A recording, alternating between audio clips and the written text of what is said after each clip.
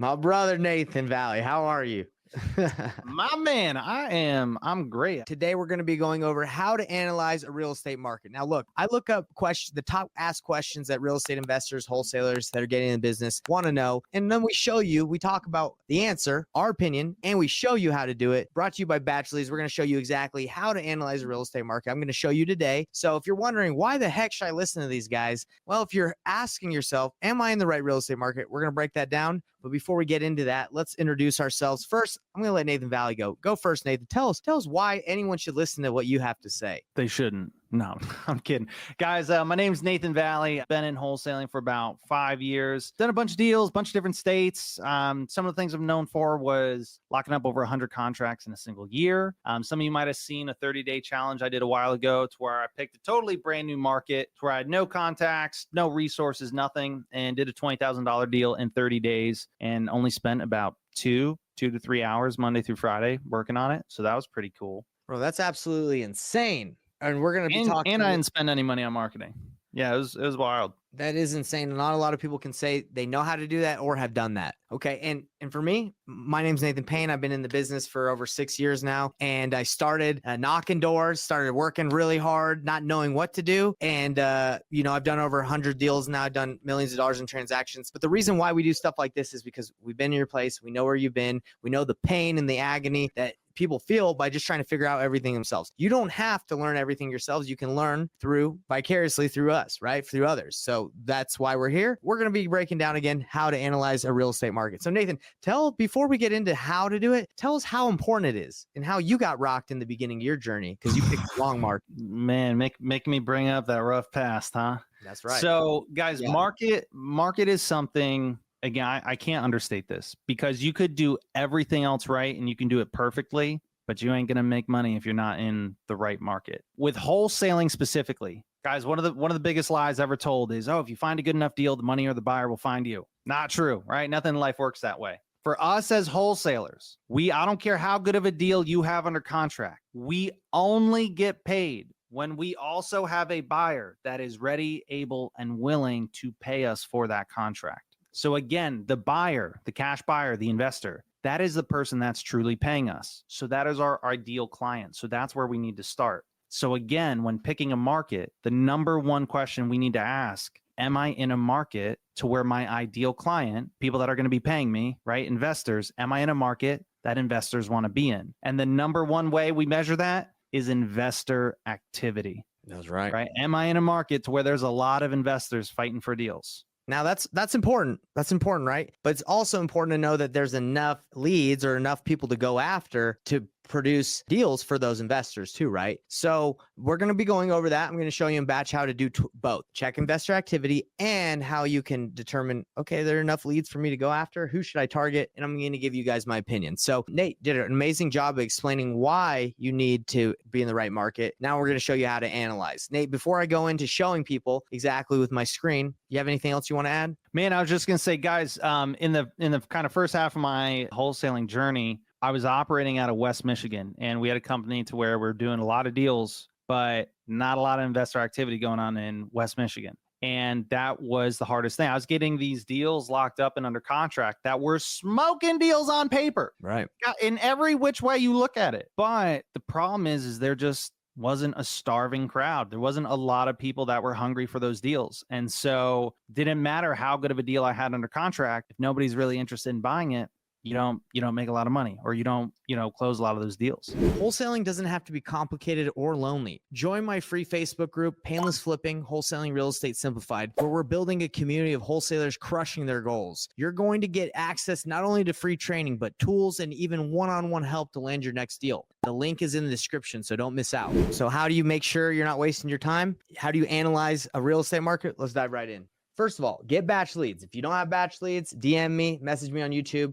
I have a link that gives you a 7-day free trial where you can try it out and see if you like it. Pretty easy, okay? So the first thing you want to do, check investor activity. So how the heck do you check investor activity? So I'm just over in Sandy, Utah right now. I'm moving to Canada, but I'm going to invest here in the United States. while I'm there. So I'll show you super quick. You just go under property search, you take your little boundary and you say, look, you know what? I really want to invest in Salt Lake City. I want to spend my time here. Is that the right move? All you got to do to see the activity of cash buyers is you just got to go over here to the quick filters over here and you go to cash buyers. So I think I might have passed it. Let me see. No, right here, cash buyers. So this is saying, dang, you got 35,000. This is good, but that's not all we're looking at. We're looking at on market.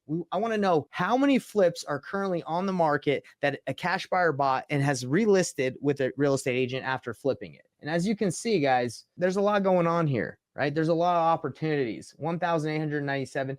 You know, honestly, that sounds a little ridiculous, but that's a lot. That's a lot, bro. Sounds a little crazy to me. I guess that's what the data's saying, bro.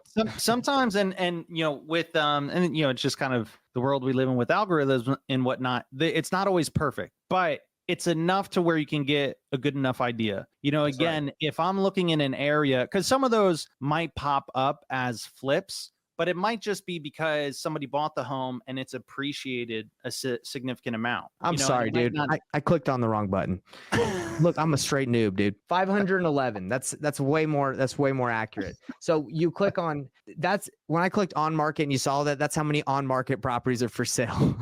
But out of the on market in this area, 511 have been done by cash buyers. Okay. And you can go over here and you can see the flips and what they look like. And you can tell that obviously these are either nice or they've been flipped, but we're not going to go too in depth on like the pictures. You can just see like over here, if we continue on this one, you can see that it's been rehabbed or an investor bought it and he's trying to resell it. Doesn't look like it's been rehabbed, but it might have been an investor that bought it, cleaned it up and is trying to resell it. Okay. So that's one way to do it. So let's look at this. Like a lot of people are like, well, what if I want to work in my backyard? Let's say you live in Eden. Okay. Let's not do Eden. That sounds, you can already tell that's not going to get it done. So let's go Rock Springs. So you're in Rock Springs and you're like, is there enough investor activity here for me to just work in my own backyard? So you market and you go to cash buyers and you go on market and you got 12, right? Now, is that much? Not really. I would say that's not going to be enough activity. You know, you could call on some of these and talk to some of the investors, but I would say, no, that's not going to be enough. I would say you need at least 100 cash buyers that you can work with in a market. Nate, you have something you want to say? Yeah. And guys, to kind of further the point, there's a gentleman by the name of Dan Kennedy, and he's known as like the godfather of direct response marketing. And he was giving a presentation on stage one time, and he asked the crowd, if you could open up a hot dog stand and have any competitive advantage, what would it be? And people start yelling out answers. Oh, I'd want the best recipe for hot dogs. I'd want the nicest hot dog stand. I'd want the best location. He goes, you're all wrong. He said the only competitive advantage that you need and the only one that matters is having a starving crowd.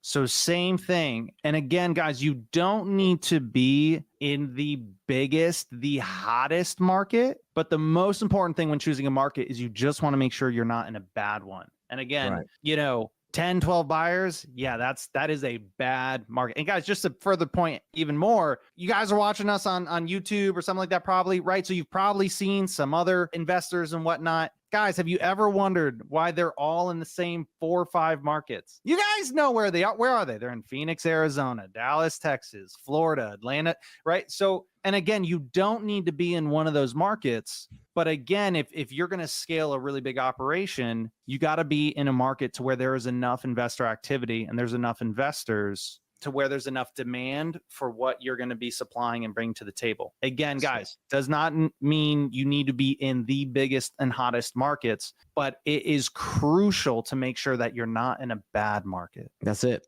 And Nate, I'm actually a little surprised that there's a lot. It seems like there's quite a bit of flip, not quite a bit, but there's some flips going on in this area, which is interesting because I wouldn't.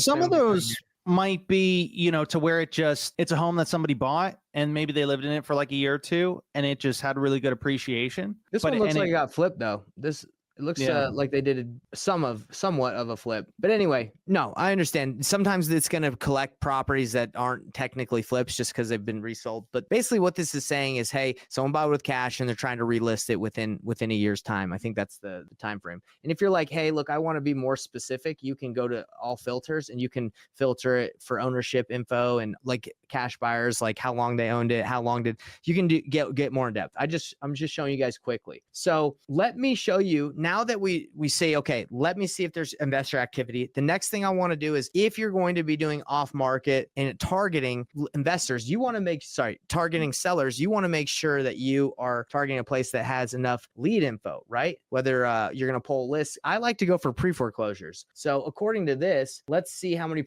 okay, so there's no pre-foreclosure data that Batch has. Maybe there might be some, but that's you're not going to be able to build a sustainable business off of pre-foreclosures, off of tired landlords or absentee owners. I mean, that's 24. That's not going to get the work. So again, let's go back to Salt Lake. Let's see how many pre-foreclosures are in Salt Lake City so we can kind of see what we're looking at here. So I'll take my little nifty tool. You can also type in the area, but let's just go here. Boom. Let's see what we got in pre-foreclosures. 354. Okay. So that's enough for you monthly. Now it's not 354 every month. It just depends on the month, but that's enough for you to target and call one by one. And that's what I say. Just get a hold of all of them. Okay. Don't get too crazy. Don't throw 354 in auto dialer and just auto dial them for like every hour on the hour, right? You got to be more like a sniper. You got to be like a detective and find out who owns those properties and talk to them. Now there's more than enough data on absentee owners, but I don't tell people that are new just to pull absentee owner lists and tired landlord lists. That's expensive and you're going to pull a lot of leads in. You're going to have to just sift through a lot of stuff.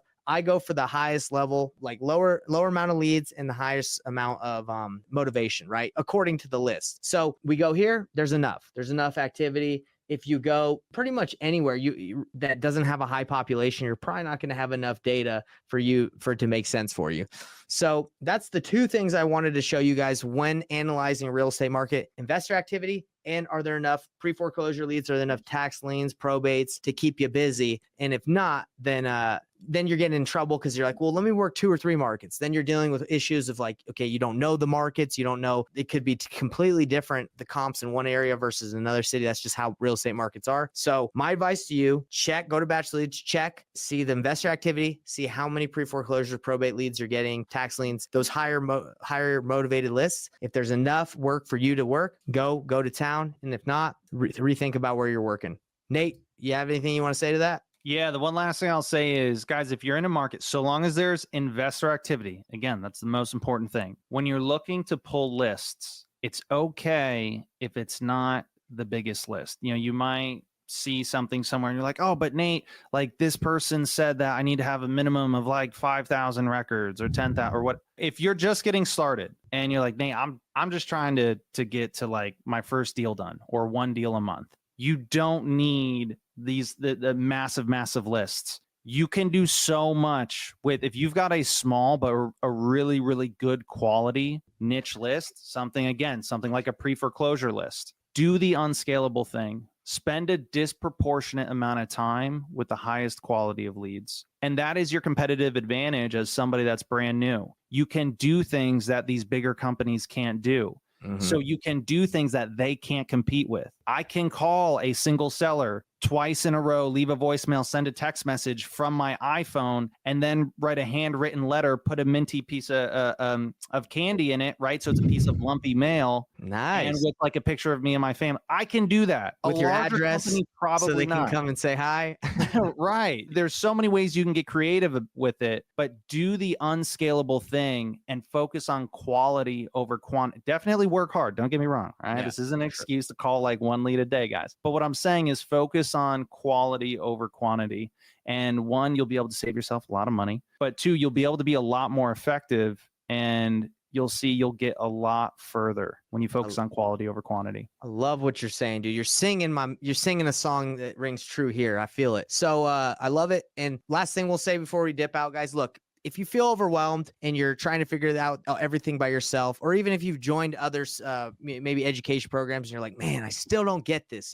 Maybe I'm not smart enough. Maybe I'm not good at real estate, or I'm not a good entrepreneur. It's not your fault, guys. The system of learning out there me and Nathan have talked about it many times. We believe it's flawed. Just to get information like we're giving you right now doesn't mean you feel more confident about going and getting a list. Maybe some people does, but what we do at Painless Flipping is we help you through every step of the way. So go check it out. If you're interested in getting your hand held and learning how to get into this, we got your back. But for those of you that don't want your hand held, just keep watching this stuff. We go live every week and we show you what to do. But if you want, again, your hand held, I'll hold it for you. I'll hold it. Nathan will hold it. And Nathan, do you have anything you want to say before we wrap up? No, man, I think that's about it. Yeah, guys, go to painlessflipping.com, learn a little bit more about what we're doing. If you've got a lead and you're like, hey, I could use some help on knowing what to do next, book a call. We'll do a kind of a full lead breakdown for you. We'll tell you everything you need to do to take it from just a lead to a closed deal. All right. Well, if you got that, if you like that question that we answered and you have another one you want us to answer, just submit it in the comments,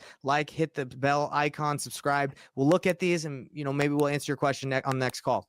Later, everybody. All right, so here's your next step, everybody. Join my free Facebook group called Painless Flipping, Wholesaling Real Estate Simplified. If you're ready to take action and close your deals faster, this is where you need to be. You're going to be getting live trainings, free resources, and support all along your way. Link is below in the description, so just click it there. And don't stop there. Watch the next video here to learn more about wholesaling strategies that will help you get your next deal faster. Click it now, and let's keep the momentum going.